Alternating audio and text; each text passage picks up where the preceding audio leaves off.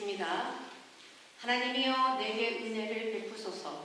내게 은혜를 베푸소서. 내 영혼이 주께로 피하되 주의 날개 그늘 아래에서 이 재앙들이 지나기까지 피하리이다. 내가 자신 하나님의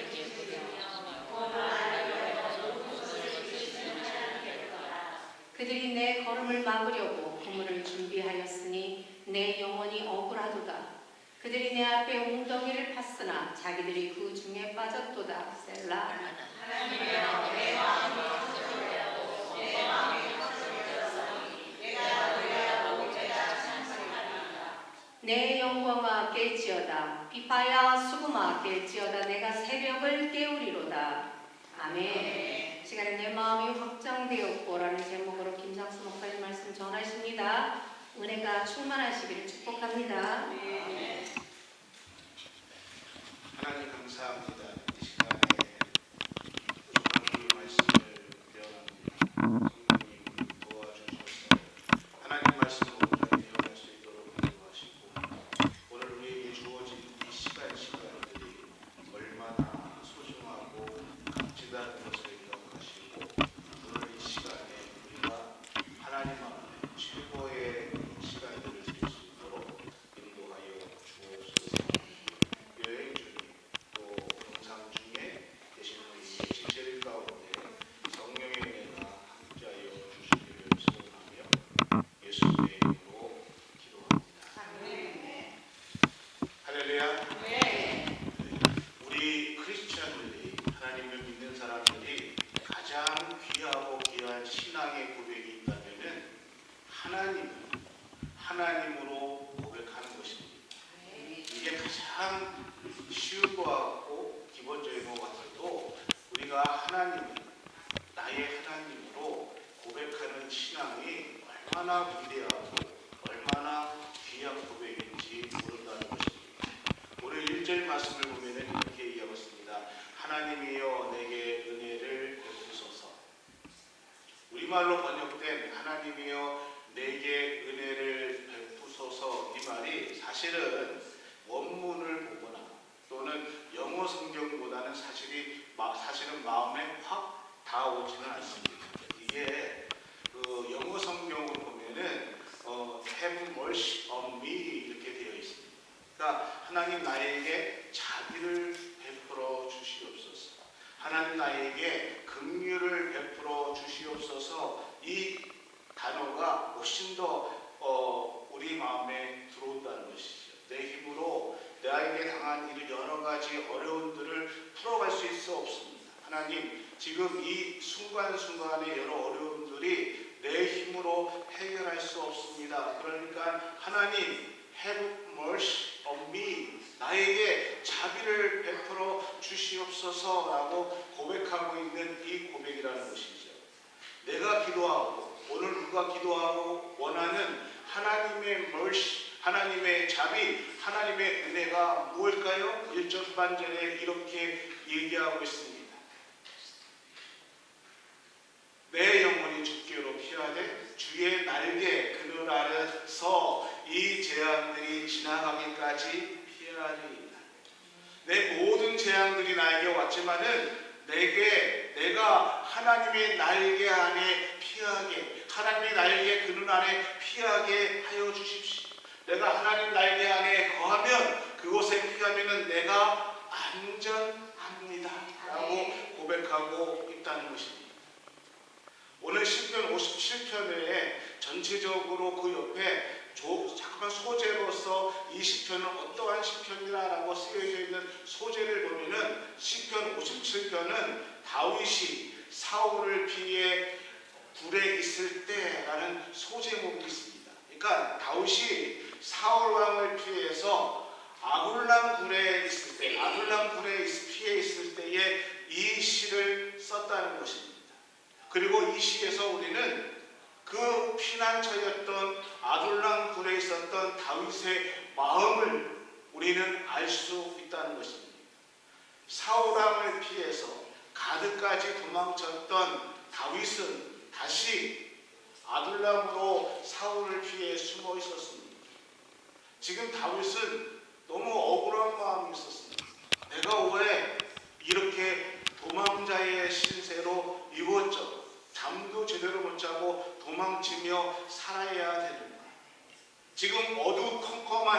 굴 속에서, 습한 굴 속에 있으면서 언제 죽을지 모르는, 또 언제 사울을 피해서 도망갈지, 도망자의 신세가 될지 모르는 그러한 상황 속에서 피해 있으면서, 두려움 속에 숨어 있으면서 다윗은 너무너무 억울했을 것입니다. 그의 마음의 심정은 너무 힘들었을 것입니다. 그래서 1절 말씀을 다시 보면, 하나님 내게 은혜를 베풀어 주십시오. 내가 내 영혼이 하나님께 피해서, 주의 날개 그늘 아래 피해서 지금 당하는 이 모든 재앙들을 피할 수 있게 해 주십시오라고 기도하고 있습니다. 어디에 주의 날개 안에 거하며 지금 어려운 시기를, 억울한 시기를 지나가고 있는 다윗이었지만, 그럼에도 불구하고 하나님이 나를 주의 날개 아래 거하게 하시는, 하나님께서 나를 주의 날개 안에 보호해 주시면은 나의 영혼이 안전한 속에서 하나님을 찬양할 수 있습니다 라고 고백하고 있다는 것입니다. 사울을 피해서 숨어 지냈던 아골람 이 굴은 피난처였습니다. 다윗에게는 하나님의 은혜 가운데서 인도함을 받은 은혜를 얻는 그러한 장소였습니다. 지금 다윗은요, 인생에 있어서 정말 가장 어려운 시기를 지나가고 있었습니다. 그러나 그 어려운 시기에서, 그 아골람 굴 속에서 하나님의 멀시, 하나님의 은혜를 경험하고 그 하나님의 은혜를 고백하고 있다는 것입니다. 그래서요, 우리가 하나님을 체험하게 됩니다. 하나님을 만나게 되면은, 하나님이 어떤 분인가를 우리가 알게 되면은, 어떠한 상황에 있다 할지라도, 어떠한 환경에 있다 할지라도 우리는 그 하나님을 찬양하게 되어 있습니다. 아멘. 아멘. 아멘. 여러분, 오늘 이 시대 또 우리 삶 속에서 여러 가지 환경적으로 또는 여러 가지 어려움 속에 당할 때, 우리가 하나님을 만났을 때에 그 어려움보다는 그 하나님을 찬양할 때가 얼마나 많이 있습니까? 우리 인생에 얼마나 많은 일을 경험하게 됩니까? 그래서 우리는요, 그 하나님을 만나게 되면은 그 하나님을 증거하지 않을 수가 없습니다. 그 하나님을 찬양하지 않을 수 없습니다. 아멘. 그래서 유명한 복음성가도 있지 않습니까? 언제나 서라 당신 생각. 이거 진짜 복음성가라고 생각하면 큰일 나요. 다윗이 인생의 고난의 시기에서 하나님을 만나고 하나님을 체험합니다. 고난이 깊으면 깊어질수록 더 깊은 하나님을 경험하게 됩니다. 그가 수렁에 빠져 있다고 생각할 때에 반성이신 하나님을 만나게 됩니다. 아멘. 적들에게 노출되었을 때에 나의 요새가 되시는 하나님을 만나게 됩니다. 아멘. 적들이 함정을 파서 인생의 위기를 만났을 때에도 그 함정에서 나를 구해주시는 그 하나님을 다윗은 경험하게 됐다는 것입니다. 그래서 그 은혜를 베풀어 주신 하나님에게 이전에 다윗은 이렇게 고백하고 있습니다. 내가 지존하신 하나님께 부르짖음이요 곧 나를 위하여 모든 것을 이루시는 하나님께, 아멘. 지존하신 하나님, 가장 높이 계신 그 하나님은 지존하신 분이기 때문에, 가장 높이 계신 분이시기 때문에 내가 생각할 수도 없고 닿을 수도 없는 그분이시기 때문에 나는 cry out, 소리질러 부르짖어 하나님을 찬양합니다. 하나님 앞에 부르짖습니다. 하나님 앞에 기도합니다 라고 얘기하고 있습니다. 사랑하는 인간교회 성도 여러분, 오늘 우리가 지존하신 하나님 앞에 담대하게 부르짖으며 그 하나님 앞에 기도할 수 있는, 그리고 담대하게 하나님 앞에 나와 하나님 앞에 예배할 수 있는 그 이유는 나를 위해서 그 하나님의 뜻이 이루어지시기 하나님이 우리와 함께 하시고 나의 기도를 들어주신다는 믿음이 우리에게 있기 때문입니다. 그래서 지존하신 하나님 앞에 자비를 구하는 오늘 우리의 모습은요, 항상 언제나 그 하나님 앞에 겸손함으로 나와서 우리 하나님 앞에 기도해야 된다는 것입니다. 겸손한 모습으로 우리는 하나님 앞에 나와야 된다는 것입니다. 6절에 이렇게 얘기하고 있습니다. 그들이 내 걸음을 막으려고 그물을 준비하였으니 내 영혼이 억울하다.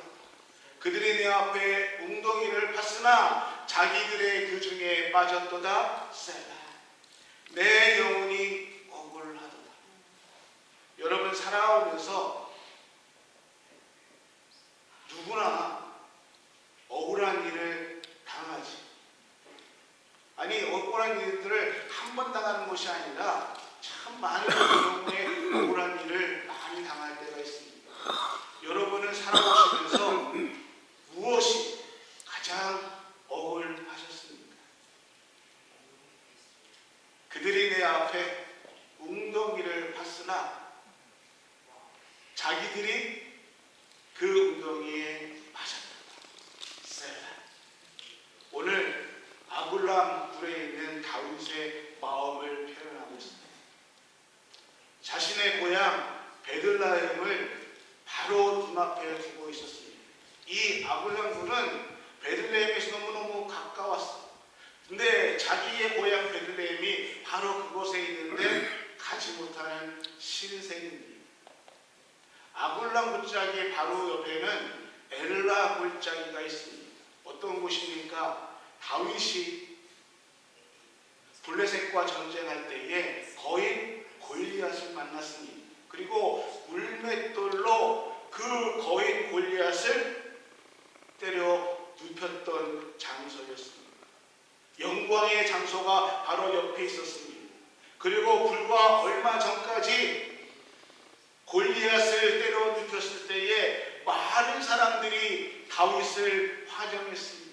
사울은 천천히요, 다윗은 만만이다 하면서 다윗을 높여줬습니다. 그 많은 사람들 앞에 당당하게 환영을 받는 사람이었습니다.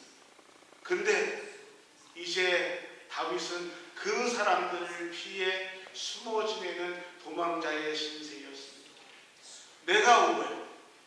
내가 무슨 잘못을 저질렀길래 이렇게 도망자의 신세가 되고 가고 싶은 고향 땅도 가지 못하고 숨어 지내야 하는가?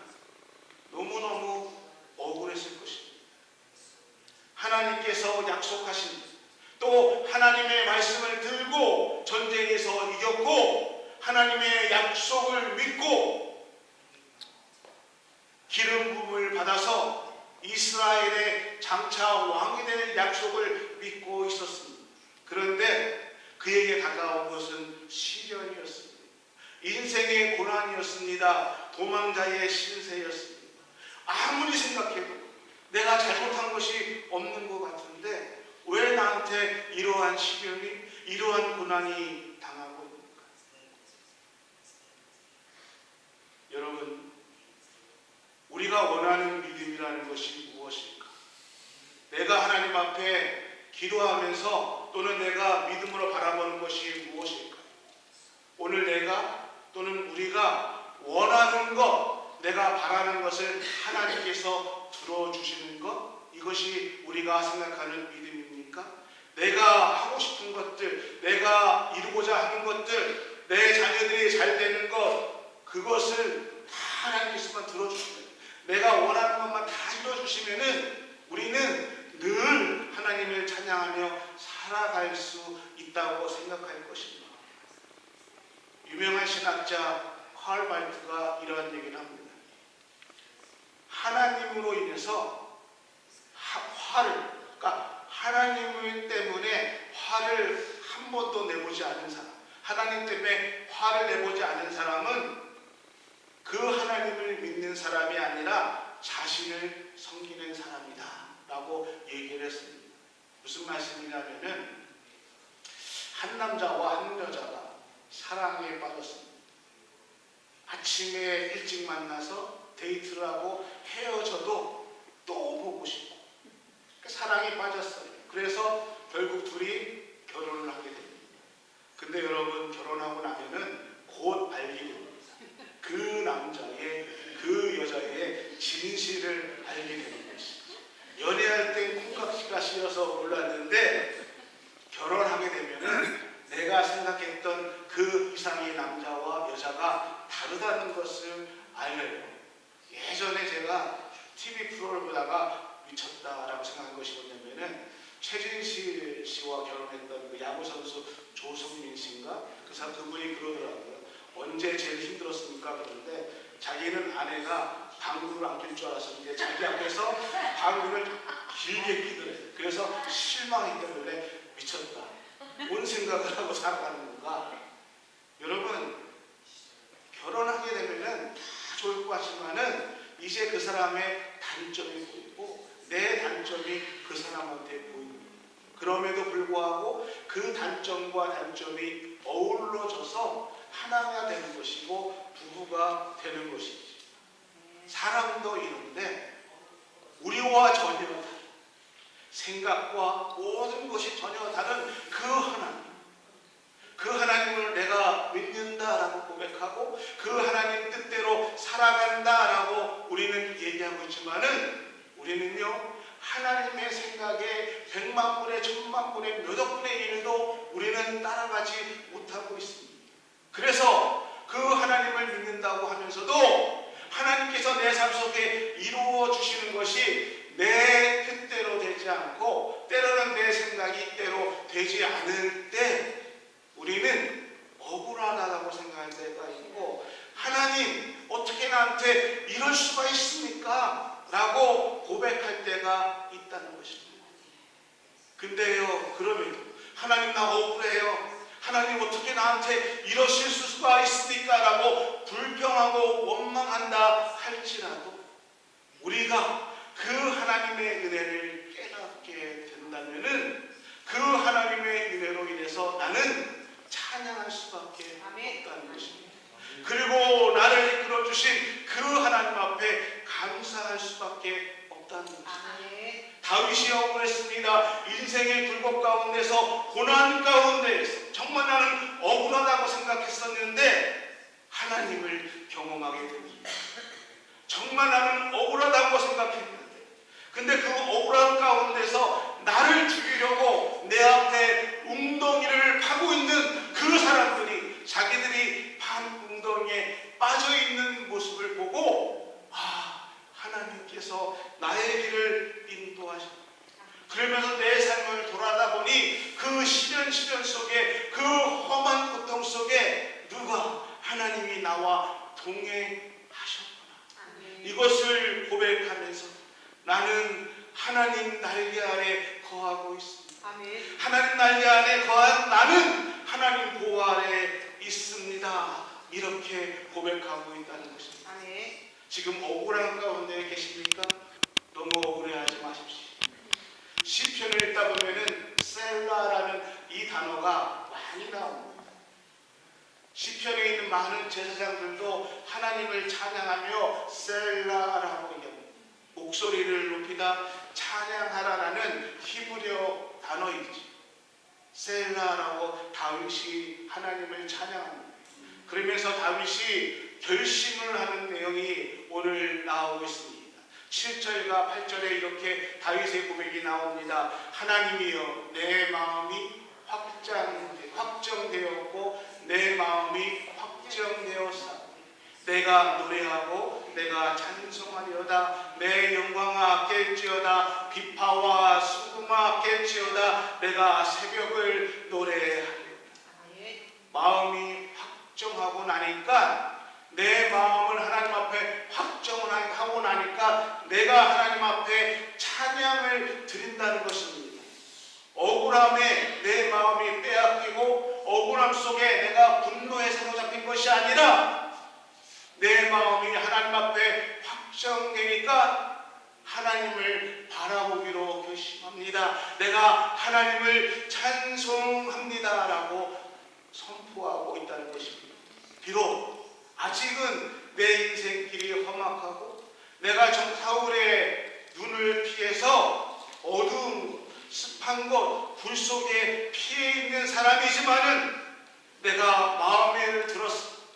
하늘을 바라보며 나를 지켜주신 하나님을 바라보겠습니다. 내가 하나님의 은혜를 바라보겠습니다. 내 마음을 이제 하나님 앞에 확정하겠습니다. 이제 내 마음이 흔들리지 않습니다. 하나님을 찬송하겠습니다. 라고 고백하고 있다는 것입니다. 하나님을 향한 자신의 마음, 자신의 태도가 흔들리지 않겠다라고 선포하고 있다는 것입니다. 이것이 다윗의 오늘 기도이고 결심입니다.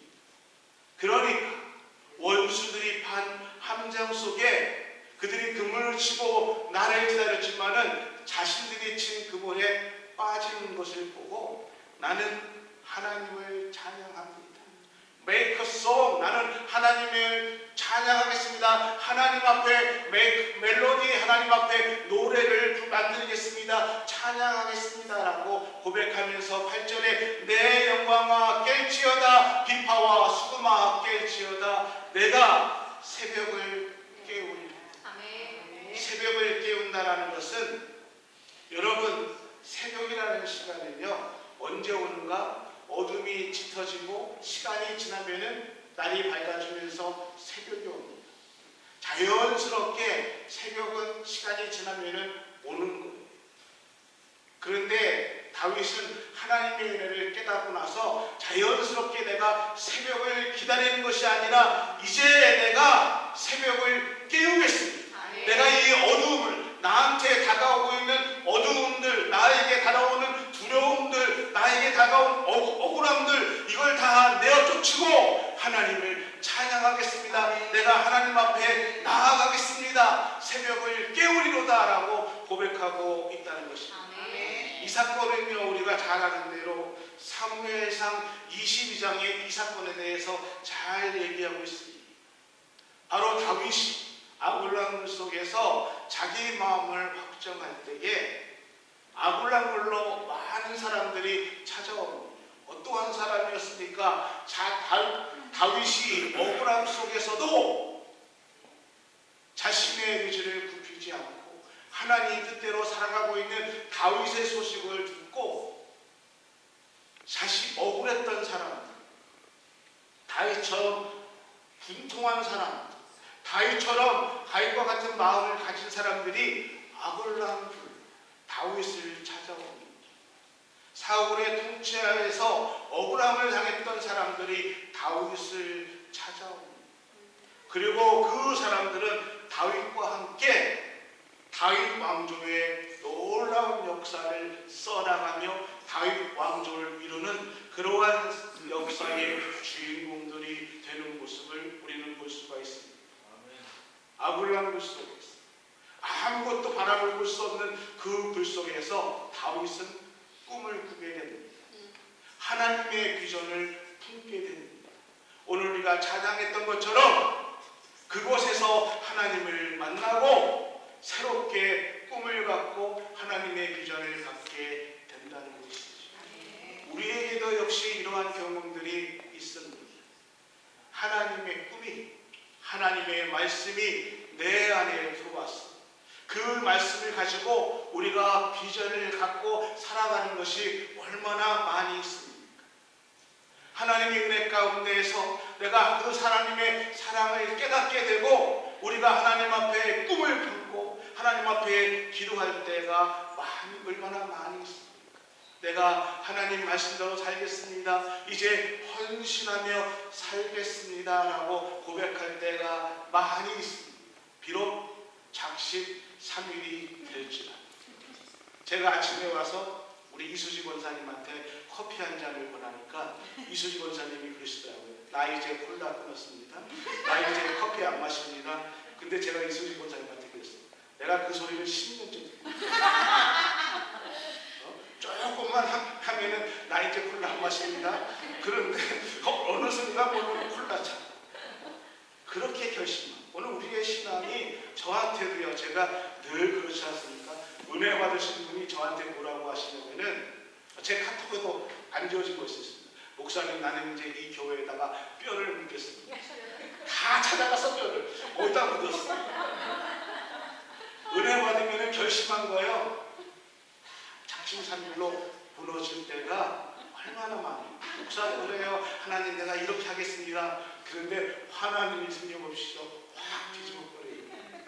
그럼에도 불구하고 하나님은 그렇게 내가 결심하고 헌신하겠습니다. 그래도 언제 그랬냐 하는 것처럼 돌아왔음에도 불구하고 우리 하나님은 낙심되어 있는 우리를 향해서 또 찾아오셔서 우리를 위로해 주시고 우리에게 말씀의 약속을 다시 생각나게 하시고 정말 억울합니다. 비참합니다. 하나님 정말 내가 이럴 수가 있습니까? 그런 속에서도 하나님은 우리에게 또 한 번 일어설 수 있는 은혜를 허락하시는 분이 우리 하나님. 아멘. 다윗이요. 그 굴 속에서 어쩌면은 하나님을 원망하면서 하나님 이러려고 저를 기름 부어 받게 했습니까? 차라리 양튼에서 양을 치고 살았을 때가 마음 편했습니다 라고 하지 않았습니까? 그럼에도 그 시간에 흔들림 속에서 하나님은 다윗과 함께 하셨습니다. 그리고 그 하나님을 만난 다윗이 하나님 내 마음을 이제 확정하였습니다. 그 내 마음을 확정해서 이제 내가 새벽을 깨우겠습니다. 내가 하나님을 찬양하겠습니다. 이것을 하나님 앞에 고백하고 있습니다. 이제 내가 어둠 속에 묻혀 있는 것이 아니라 어둠 속에 숨어 있는 것이 아니라 어둠을 깨고 새벽을 깨워서 이제 하나님 앞에 나아가겠습니다. 하나님을 찬양하겠습니다라고 고백하고 있다는 것입니다. 여러분 우리 인생에서 똑같은 날이지만은 똑같은 시간이지만은 억울함과 고난 속에 있을 때에는 한숨밖에 나오지 않는데 우리가 하나님을 바라보고 하나님을 바라보며 내 인생에 꿈이 생기면은 똑같은 이름인데도 불구하고 내 입속에는 한숨이 아니라 찬양이 나올 수밖에 없다는 것입니다. 우리는 어떠한 문제가 나를 누르고 있는가? 그 문제가 어떠한 큰 문제인가? 그 문제가 아니라 내가 하나님을 바라보고 있는가? 이것이라는 것입니다. 오늘 우리가 시간상 읽진 않았지만은 10절에 이렇게 얘기하고 있습니다. 무릇 주의 인자는 커서 하늘에 미치고 주의 진리는 궁창에 이르리라. 여기서 주의 인자는 우리를 향한 하나님의 사랑을 말하는 것이고요. 주의 진리는 우리를 향한 하나님의 신실하심을 말하고 있습니다. 주의 사랑이 하늘에 닿았다라고 다윗은 얘기하고 있습니다. 하나님의 신실하심이 저 멀리 궁창까지 이루고 있다라고 다윗이 고백하고 있습니다. 세상은요 때로는 우리를 여러 경에 우리를 속일지라도 하나님은 절대로 우리를 속이시지 않는 분이십니다. 세상이 왜 우리를 속입니까? 우리가 왜 세상에 수많은 속임을 당하고 있습니까? 왜? 세상은요 우리를 사랑하지 않기 때문입니다. 세상은요 나를 돈벌이의 대상으로 또는 나를 이용해서 어떠한 유익을 취하기 위한 대상으로밖에 보지 않습니다. 사랑이 없는데 사랑하지 않는데 어떻게 신실할 수 있겠습니까? 근데 하나님은 우리를 사랑하십니다. 그래서 하나님의 인자하심이 하나님의 사랑하심은 하나님의 신실하심은 한없이 크다는 것입니다. 사랑하는 교회 성도 여러분 반드시 기억하십시오. 하나님은 여러분을 우리를 사랑하십니다. 사랑하는 교회 성도 여러분 오늘 우리의 인생길이 외롭다고 생각될 때가 있습니다. 힘들다고 생각할 때가 있고요. 때로는 지금 너무 억울하다. 왜 나에게 이러한 일이 생기는가 억울하다.